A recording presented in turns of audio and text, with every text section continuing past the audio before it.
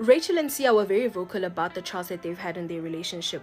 Rachel at some point was coming for women on social media because they were throwing themselves, well, she had believed that they were throwing themselves at Sia. There was a point where women were calling Sia a type, and they were saying Sia's a type, oh my god, and she was coming for those women on social media. Obviously at that time we didn't understand why the hell is this woman so crazy, because that's what people were actually labeling her as. And after some time, she was vocal about the fact that Sia had cheated, right? There's been cheating in their relationship that really affected her mentally. And not only did she vocalize the fact that he's cheated, but she had to let go of some of her dreams and ambitions with her life, her career choices and everything. She stepped back and said, I'm going to be a nurturer and I'm going to build our foundation while you go and you prevail in your career and you succeed, with your ambitions. And she took a step back, So in that moment when you're letting your man be, and you're having to stay home with the kids, take care of his siblings, do all of these things, maybe she did really love to do that. But at some point, when enough is enough, guys, it's enough. Now, we don't know what was the straw that broke the camel's back for them to separate. We don't know. But what I do know is there were signs. Like, they taught me at school how to use a condom before they taught me how to treat a woman. Bro, what are you talking about, man? We are all aware now that Sia and Rachel Kolisi are divorcing. Now there has been new development, and amongst all that, apparently Sia even went as far as cheating on his wife with a transgender woman. And that is besides him writing about all his infidelities in his book. According to Musakaula, he's saying that there was also a transgender woman too in the middle of the chaos of Sia Kolisi cheating on his wife Rachel. And also Sia in his book talked about all his infidelities, all the challenges he was facing. And let's go through this together. In his book, it reads, it might sound odd, but actually a few people in my life told me things straight. And those that did were almost all within the confines of established parts of my life, such as my marriage, Rachel, and the Springboks coach Rassie.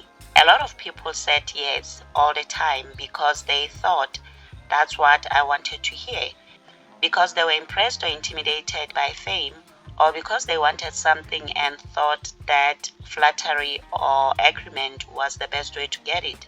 However, there was this one person in his life that was Ben. Ben gave it to him straight, each and every time.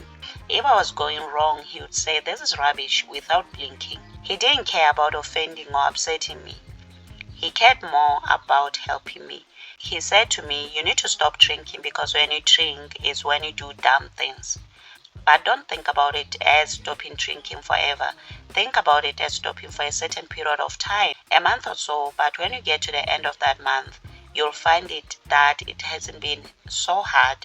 Then you'll go on and extend to another month and another, and so on. If that's what it takes to stop, then that's what it takes. But it will never stop unless you decide to stop the cycle. It was part of something bigger, I realized. I was struggling with a lot of things, temptations, which I'm assuming is women, sins, infidelity, lifestyle choices. I struggled with porn too, like many men. I was in demand as the first Black Springbok captain. Everyone wanted to know me and have a piece of me.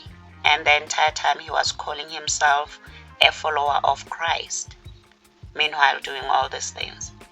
That's why I always say to people, don't try to build with a man. If you want to be with someone and they're still trying to build, let that man build on his own. Let him find himself on his own while you do the same on your end. And then if you're meant to be together, you will be in the end.